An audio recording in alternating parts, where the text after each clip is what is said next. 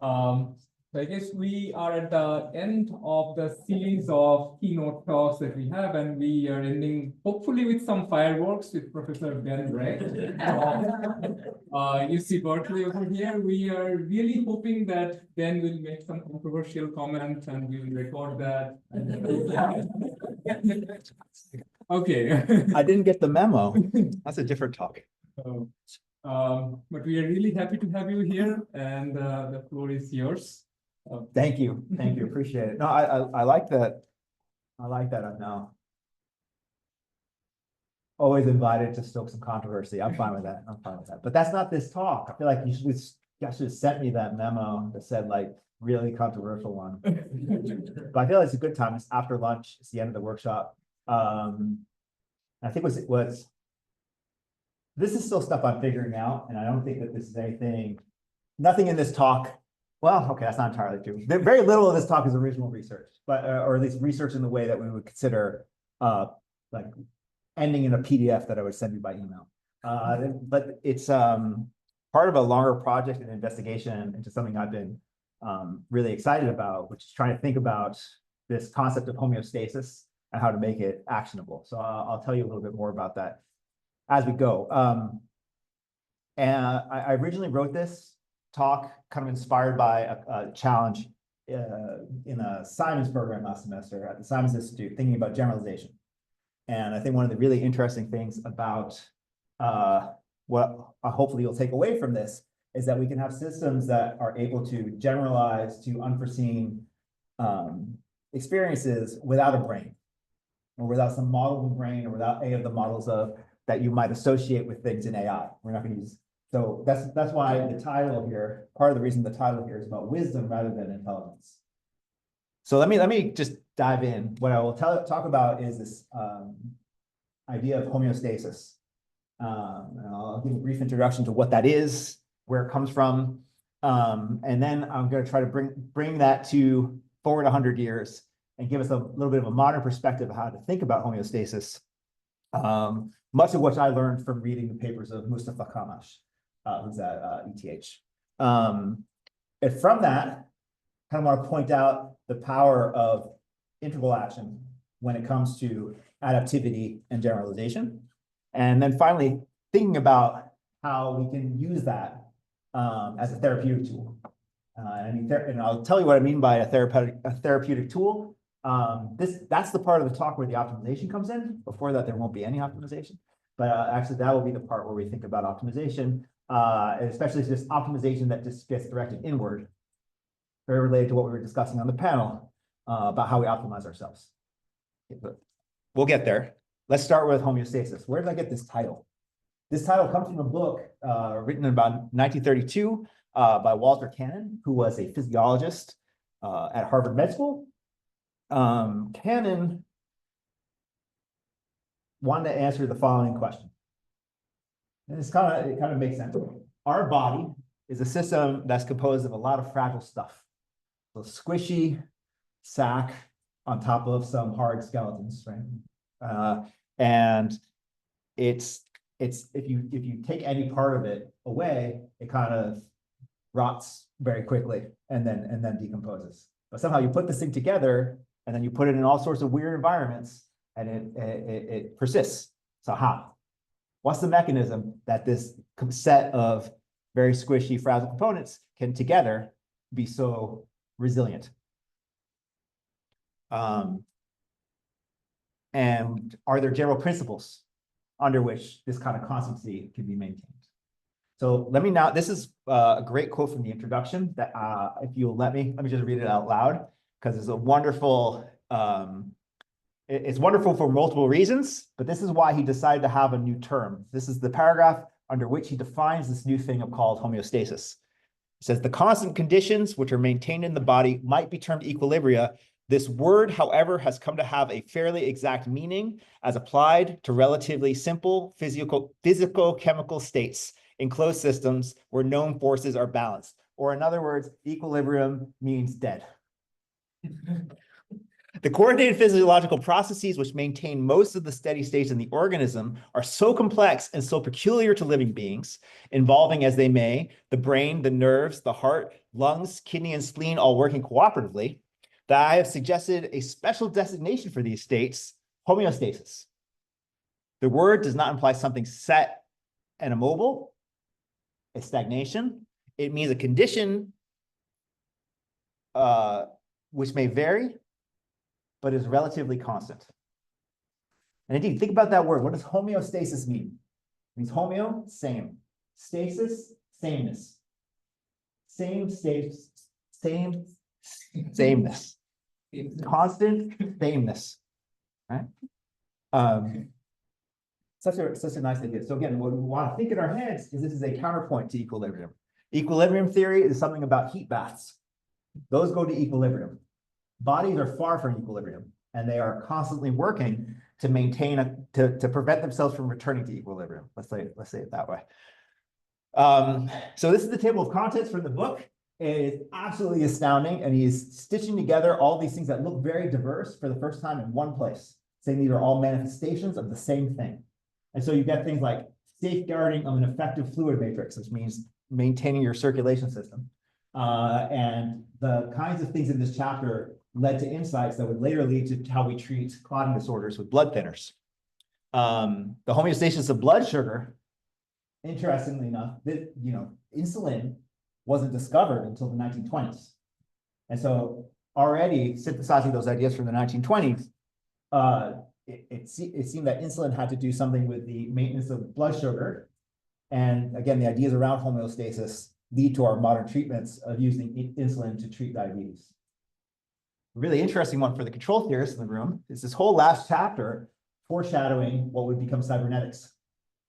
There's a whole last chapter about how we think about homeostasis at a societal level with like all these different kinds of social interactions.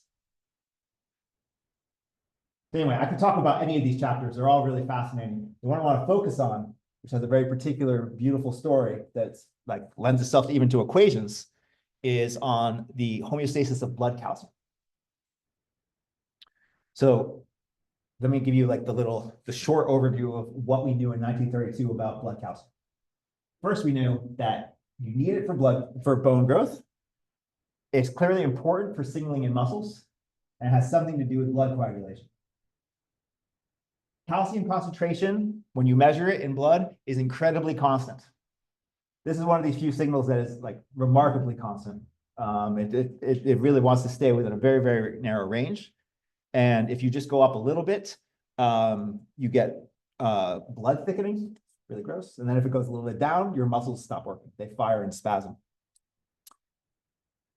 Canon also observed that if you, as is always the case in physiology books, there are an abundance of kind of horrifying experiments that are being done on usually dogs and cats and rats. So if you take an animal and you attack their parathyroid gland, their calcium regulation goes out of whack. And if you find people who have some kind of parathyroid disorder, it also seems like they will often have issues with their blood calcium. And it was also clear that they knew the mechanism of how, or they could see the mechanism of how calcium is stored in bones and is resorbed into the blood when they need it. So like this is a great figure from the book. This is the picture of so who was tortured here? Cats. This is two cats, cat bones. The one on the top had a high calcium diet and has all these kinds of fibers or fibrous looking things that are holding calcium. And the one with the low calcium diet didn't have the same kind of calcium concentration in their bones. So there's that's the evidence we had. Now, how does this all kind of stitch together to tell us how these things are regulated together? Oh, I forgot one extra critical ingredient, this thing called vitamin D, which wasn't even officially considered discovered until after the book was published. But it seemed like there was this thing that it was vitamin D that helped calcium be absorbed into the intestine as well. So we have all these clues. How do we stitch that together? How do they work together as a system? And to do that, we can kind of take a more modern view of this. This again is borrowed from a survey paper by Mustafa Kamesh on a mechanism for how calcium levels are maintained in the bloodstream. So we have our blood calcium. we know that there's this parathyroid gland, and the parathyroid gland looks at the blood calcium, and then if it deviates from this level of about 9 milligrams per deciliter, it will send out PTH, which is the hormone of the parathyroid gland. Biology is very fun because we have many acronyms that you have to keep track of at once. So PTH is just a hormone. We'll just call that one P. Based on the amount of PTH, that governs how much, the amount of PTH in the bloodstream governs how much calcium is released from the bones. In parallel, PTH also messes with our kidney. And based on how the kidney works, it releases a kind of activated vitamin D that then allows the intestine to absorb more calcium from the intestine. So we have this kind of dual mechanism here. And so if we can write this down as a system of equations where the amount of calcium level at some particular time in the future is however much was there before, plus some constant coming from the bones, which is regulated by that parathyroid amount, plus some constant times the amount of vitamin D in the blood, minus VT. VT is our disturbance, which is taking this away. Lots of different things can take away your blood calcium. Anybody have a good example? Breastfeeding is a good example. That's a very good one. That's a good example. Gotta watch your calcium levels as a mother.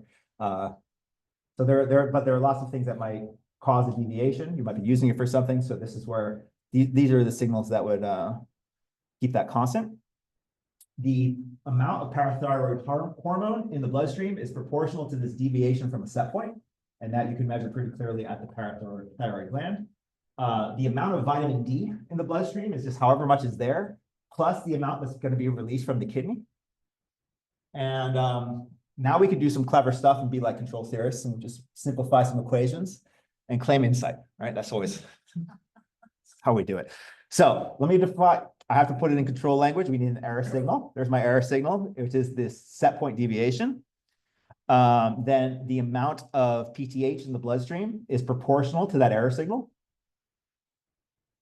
The amount of vitamin D in the bloodstream is equal to the integral of the error signal. You guys see where this is going. I could define this new variable because you always need a U somewhere to be the sum of the amount of vitamin D, this proportional amount of vitamin D and this proportional amount of PTH.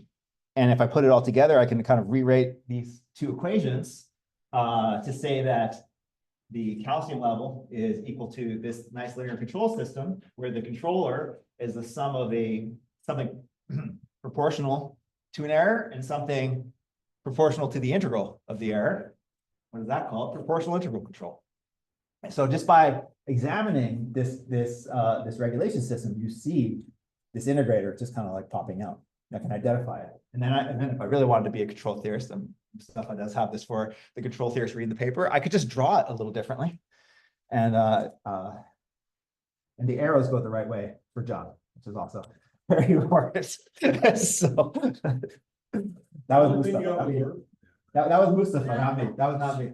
But there is our control system, right? So it is kind of remarkable though. And this work was work that Mustafa did with Hannah El Samad and others early, where it's like, because you know this thing has to be constant, it almost suggests you're a control theorist and you see a set point being regulated tightly constant. You're like, there probably is an integrator, right?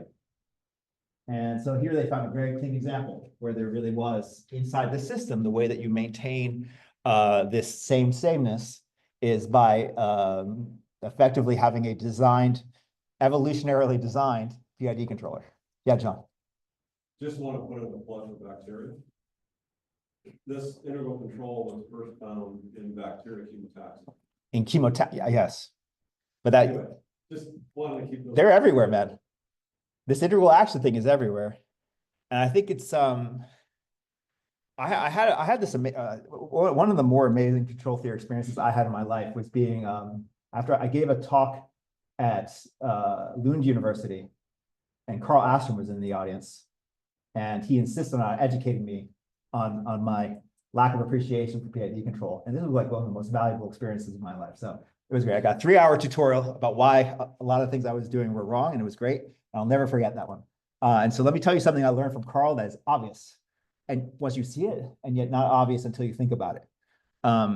Let's just look at one of these PI controllers, which is that, again, we have an error signal, and we have a proportional term, we have a sum term. Let's assume that you put the system together in your closed loop, and everything converges to something constant. So the error signal converges to some limit, the control signal converges to some limit, and the integral signal also converges to some limit. Then the only possibility is that the error signal is 0.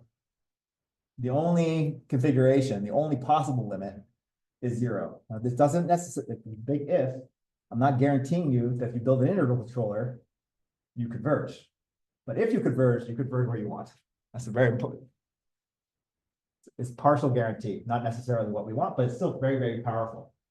And the proof is remarkably trivial. You just sum up what this would be.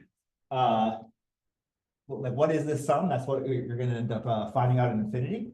And this last term is going to be proportional to t. And the only way that can be proportional to t is if the e term is 0. Pretty dumb, and yet incredibly powerful. And so what you could think about this, if you want to put it in a different language, is that this system is able to adapt to changing disturbances. Because what's happening here is that no matter how you set it up, if there is some disturbance, the system only has the choice. If you change the step, the only place this thing can converge to, if it converges, is a place where this error is 0. And so this leads to what the system biologists have termed, more broadly, perfect adaptation. And it's a way of viewing different kinds of biological systems. Is that you say a system regulates some signal to a constant for any constant disturbance. Then you say the system has perfect adaptation. If you have an integral controller, then your system has this property. So if I have some black box part of the body where I've identified one input and one output signal, and this is my disturbance, and this is my regulated signal, a system has perfect adaptation if for any constant value of the disturbance, it converts to the same value of the regulated signal.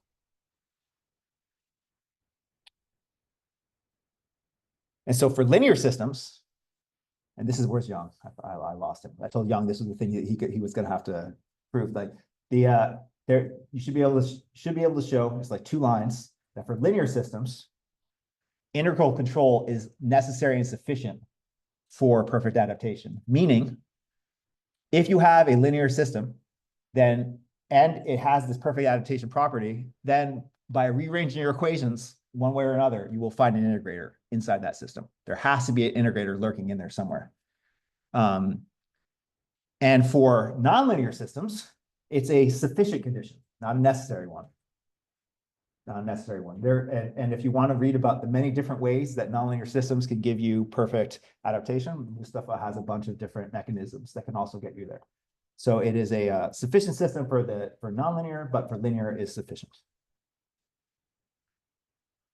But since it is at least this quasi-necessary sufficient condition, there's another way to think about that disturbance. And this is where I want to kind of take a little bit of a turn in this talk. We have these systems that have evolved to do all sorts of maintaining constancy. Maybe that maintaining of constancy is something either that we could try to target or something that we can exploit for our own ends. I kind of want to turn the rest of the talk. If I know the system is going to return to that steady state, maybe I can use the fact that it can return to introduce disturbances, maybe either to guide it back to that state or to guide it to something else in the body somewhere else. And that's this general theory that we'll spend the rest of the time talking about, called general adaptation syndrome. Let me do math first, and then we'll do a little bit more motivating biology. The math of the general adaptation system goes something like this. Let's assume I have some linear model. This is the output is now a convolution of some system parameters with the input. And so GT would be either called the impulse response, or I can call it the shock response. This is your response to this disturbance. And perfect adaptation for a linear system would say that if I put in a constant value of d, y out in infinity has to be 0. Linear systems, the only value that you can have is a steady state. another thing you can check for yourself, has to be 0. And what would that mean? This is very simple, but if my limit out at infinity for a constant is equal to 0, that's just equivalent to saying this, that the sum of the impulse response is 0. Right? Just think, if I put all the d's are equal to 1 and the y has to equal 0, that's this equation. That's all that's saying. All right. Why do I say that? Well, now what does that mean it happens? What happens when you have an initial step disturbance? If we look over at time, that means I introduce this step disturbance in that orange window, and then the system has to recover. But since the impulse response has to be 0, sorry, the sum of the impulse response has to be 0, there has to be this period of overcompensation. It's not, it's a little weird observation, but it's not a very deep observation. If I have a sequence that sums to 0 and it's not entirely 0, one part has to be negative and one part has to be positive. So that's all that happens. So when you stress the body, as it tries to return to homeostasis, it has to overshoot and go back down. Again, in this linear model, it's an explanatory model. Does that actually happen in animals? I think the hard part is when you try to think about, does this actually happen in animals, is that I can't isolate out simple systems like this. As John was pointing out, like you look at a bacteria and you see like, integral controllers everywhere. Now you look at us and you just take this zoomed in view and you zoom out. And then I don't know what you see. I don't know what you see. I borrowed this slide. I told John this already. This is a slide that I saw John give in a talk. Let's not say how many years ago, but I proudly stole it. This is a ordinary differential equation model of the human circulatory system made by another physiologist named Arthur Guyton. You can actually go to GitHub and download it. There exists an implementation. The utility of actually running it is highly questionable, but it's pretty interesting that he tried to put this together. The issue is that this stuff is more complex than we ever want it to be, right? So it's a little bit hard to understand how do we think about this bulk thing, which is innumerable. There's a lot of feedback loops aren't there. Aren't where? This would be black with lines if you put all the feedback. Yes, exactly. So like this is a innumerable set. But also, even if this is oversimplified, it's not simple. So we have this innumerable, what can we say about an innumerable set of feedback loops that make up our body? One thing that people have said, and I do think that is interesting, is that there are general bulk properties that emerge from having this desire to keep all these things constant. And one of these general phenomenon is this. So even if I know that every little system has to overcompensate, we see that overcompensation in bulk as well.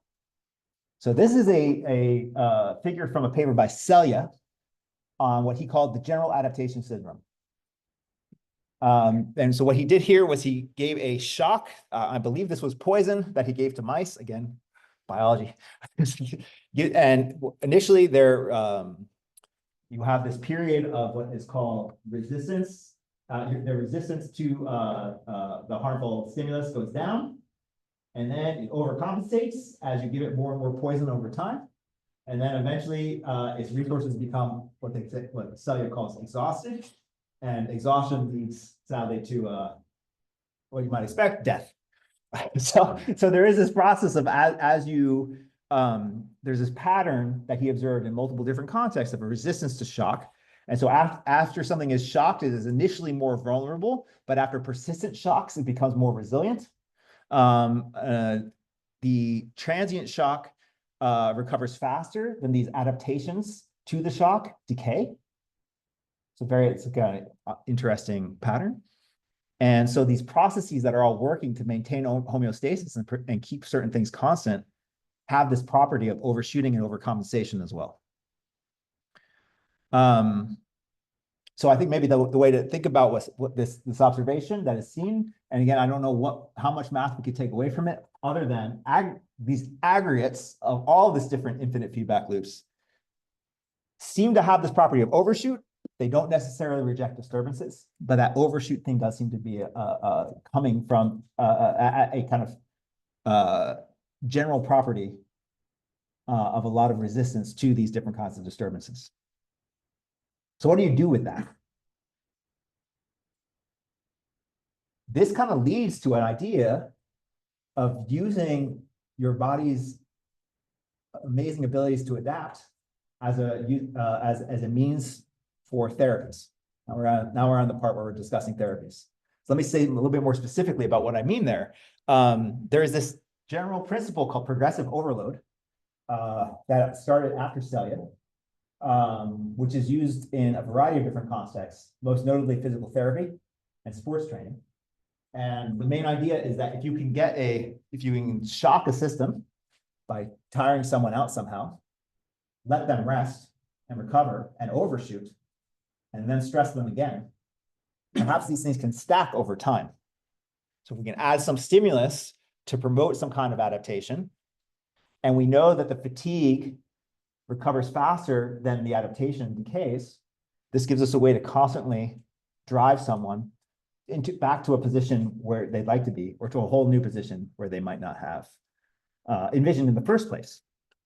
And so you might ask, like, okay, maybe we'll get to the weird part. Why am I interested in this at all? And I will say there are many reasons. I got to this from many different directions, but I will be 100% honest. The main reason I started reading any of this stuff was I had a weird, one of my many, I had multiple midlife crises. Let's just put it that way. So of my many midlife crises, I decided to get into strength sports in my 40s. I think I really feel like there are worse midlife crises one can have. And in particular, the one that I got interested in because of a gym that I belong to, and one of the coaches there who was a participating athlete, is the sport of what's called strongman. Strongman is a sport that came from the circus. It has a very interesting history behind it. I don't know how to describe it better than it is the sport of moving odd objects from point A to point B. So for example, this gentleman right here is moving a 200 kilogram stone over this post. This guy is lifting something that's called a circus dumbbell. As I said, it comes from the circus. You guys have seen that before. He is pulling an airplane. I feel like we have vehicles that do this. But anyway, this right here is the lightest woman ever to lift these things called the Dinnie stones. I think it's also interesting when you start looking into strongman. Every part of the world has its own bizarre feats of strength. So yeah. It's always like quite stressed, right? And body response. But then how do you know the limit? Because you can break the person, make them injured, right? Because so like this is 1,500 pounds, and actually we're very famous about this particular result. It's called I like this one. It's called a yoke, like what you put on an ox. But anyway, this one is actually funny to bring it up. So in this event, like 3 of the athletes had to pull out of the competition after trying to do this. So this is a very interesting question. I think part of what I like about this sport is that it is trying to ask, what are those limits? What are the limits of what you can do? That was interesting to kind of question to myself. I don't know. I just started getting into it, and I was surprised.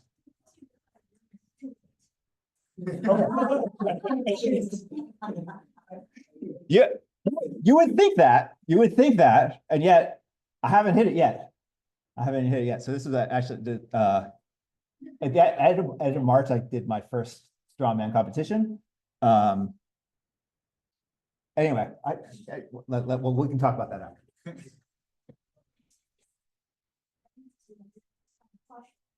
Can you predict the limit, and then you know, given the limit, can you optimize for the disturbance? That's kind of the question, right? Does that make sense? Yeah, I'll say this: progressive overload doesn't go after that question, and let me show you why. Maybe that does lead it. So Rose is asking, you know, if you knew the optimal stimulus, so I do love that. Look at that word coming up again. If you knew the optimal stimulus, you would do that one, the one that pushes you maximally to failure every day. We don't do that. So let me at least describe the hypothetical. You're not supposed to do that? You're not exactly. You're not supposed to do that. Oh, John. So Madi asked me to come up with a program for him because he was like, so how can I actually use this research? So here we go. This is my program for Madi. So the main idea with progressive overload is not do what Rose said, which is like try to like go as maximal, find the maximal possible stimulus every time. This is the general way that they would say is like you start with some kind of program for bench press where you're doing 3 sets of 5 at some weight. And then every time you come back to the gym, you add a little bit. And because that stimulus is getting a little bit stronger every time, again, we're not trying to push ourselves to the John limits of falling off mountains. If anyone knows that story, I'll also tell you afterwards. But every time you come back, you add a little bit of weight, and then lo and behold, by the end of a month, you've gone from a 135-pound bench press to a 225-pound bench press. Now I wish, right? I wish. That's the general principle. That's roughly what. I see. Another thing we could talk about at the end of the Q&A. It doesn't work this way. And maybe it's worth kind of looking at what does this model actually tell us, this progressive overload model. The way that people tend to at least explore, like the models that people use to explore these things tend to be very primitive, right? And so this probably the most popular mathematical model for understanding how progressive overload might work and what you might suggest to someone to do is called this fitness fatigue model that was developed, I mean, what, 50 years ago now. You would think that maybe we would have made a little bit more progress. We have, but the basic model that hasn't changed that much. And the fitness fatigue model is that you have the difference of 2 linear systems. Difference of 2 exponentials will give you a shape like this. And so one of those linear systems that's an exponential decay, we'll call fitness. That's the one that gets better with stimulus. And then we'll have this other one called fatigue, which is the one that gets worse with stimulus. And that will be the basis of our model for training. And so if you take, I had a fun animation there. So if you take that model and now you have this business of, you introduce a stimulus, you let yourself recover, you introduce a stimulus again a week later, they do stack, right? So if you continually address that system, you definitely get stacking. You do not get perpetual stacking. Sadly, no matter what the starting strength book tells you, you end up with these plateaus. Right?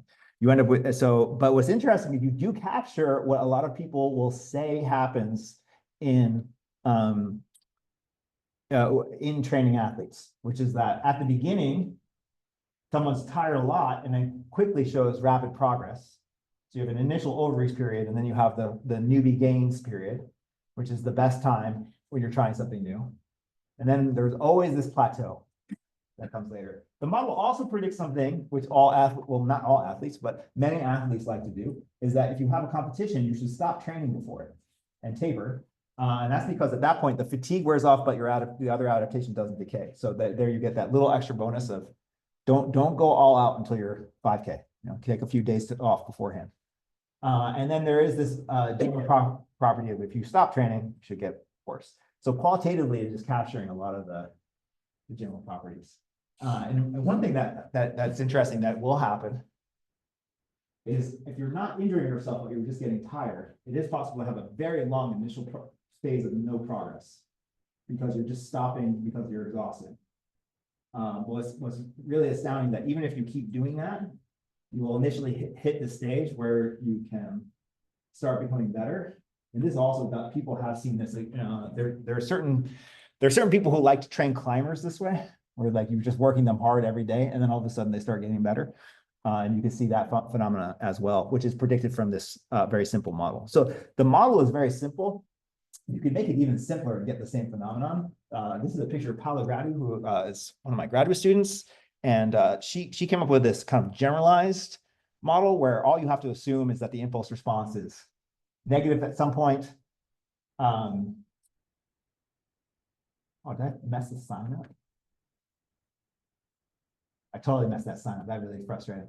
Anyway, positive is negative initially, positive in this window. And then as long as you're capturing the fact that the initial fatigue decays faster than the recompensation, that's all you really need to assume. You need to assume some kind of envelope.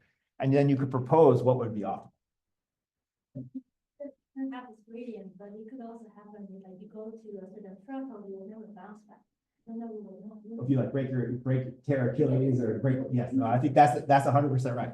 Linear models can only capture so much. And I think you want to stay in a, I think that this is an interesting thing that didn't quite come up. There was I don't see him anymore, but there was someone from the math department or applied math here earlier who was, yeah, it's all good. But he was suggesting something about, sometimes that our theorems, we only prove theorems in the places that we can prove them, which is fair, but it's also there's a takeaway of that too, because it also tells you as an engineer, sometimes it's okay to stay in the region where what the theorem says is true. Like it's an engineering decision to try to push beyond that. If you're trying to be the absolute best person in the world, you can see why you're going to get risky. If you're just trying to get a little bit stronger or to be able to do some silly novice competition like me, it's okay to be safe. But what Paolo proved is I mean, it's kind of, what did I just hit there? Wrong button. There we go. What Paolo was able to prove is that all of these kind of heuristics that people come up with for what would be optimal just look like what people already do. So it is interesting that it somehow, and it's not that surprising, if this is your model of exercise, the prescription that's going to come out of it, whether or not you use math or not, ends up looking exactly like what people do, even with athletes. Yeah. Just, going back to my talk, because I keep doing that, sorry. But also you have a layered architecture in which you have these curves for different systems, and they're all different. Yeah. And so what you have to do is you have to periodize. Yeah, I wasn't going to talk about periodization. I was gonna do that at the end. You want to wait? Okay, We'll get there. It is true. Yeah. This is a weird model, which is this gets really intricate. It's a lot of fun, and yeah. So. Yeah, let me wrap up so we can have a conversation. Let me be more fun too. That would also be more fun. So let me just quickly wrap up with like the one thing that's interesting about this is it doesn't just apply to my silly fascination with lifting weights. You could do other stuff. And Paula was not interested in weightlifting. I mean, her interest was in treating mental health disorders and addiction disorders. And it is interesting that the models in the space of addiction look like a general adaptation system in the wrong way. So many of the models, so this is called an opponent process model of addiction and hedonic adaptation. And it's just, you take your opponent process and flip it around. Now you give yourself something like a drug, which makes you feel good. Now you overcompensate and feel bad. You end up feeling worse afterwards than you did before. And now you can get yourself into an addictive pattern where your mood disorder actually starts to shift itself downward. Again, explained by the same phenomenon. So Paolo has been thinking about all sorts of kinds of things that you can do in a medical context with this kind of mindset of progressive overload in reverse. So in particular, she's been looking at applications and using this for tapering medication or for drug cessation, because most of the protocols that people end up with when they are seeking help, they're very one size fits all. You end up with these things that they just say, look, if you need to stop taking this pain medication, just take 1 pill less today, and the next week take 2 pills less, and next week take 3 pills less, and then it's done.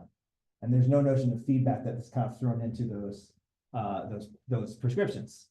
And so there obviously, you might probably even know people who've had negative consequences with that kind of both either tapering too rapidly or too slowly. And so if you use this opponent process model, let me just skip ahead a little bit here. I'm going to skip ahead here too. You can imagine something like just a simple integral controller here can be a useful way to adapt to a demedication process. Here we go. Where I wanted to close was with this idea of using this mindset of therapy in these kind of adaptive models.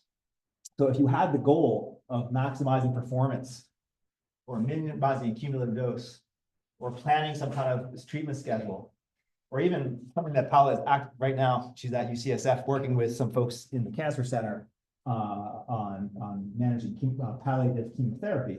You can kind of think of these things as quasi-optimization problems, but they're optimization problems where I don't understand the dynamics. I'm trying to do optimal control in some way, optimal, I have a rough idea of what my cost is. I have a rough idea of what my constraints are, and a very rough idea of what the dynamics are. But through those, you can actually find ways to do optimization without even knowing what the system, how the system totally works. So I think there's lots of interesting stuff to do here. I think there are lots of different axes to think about this. I love to think about this kind of treatment as what we might call statistics when n is 1, where the patient is the treatment and the control group at the same time. Maybe you're the treatment and the control group at the same time. And I think this is just some questions. I can have any kind of conversation you want about this. I do think this kind of opens up an interesting perspective on how to think both about optimization, how to think about therapy, and how to think about how do we draw inferences and conclusions from interacting with individuals.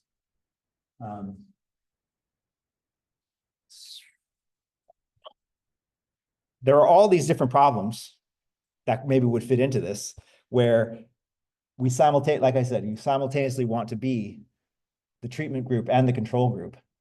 And I don't know if what we're working on can give new insights into this, but it's, I do feel like these are kind of problems that affect a lot of people's lives. And I feel like I found it pretty rewarding just to start to think about what exactly does the kind of things we work on, say, for this kind of myriad set of questions.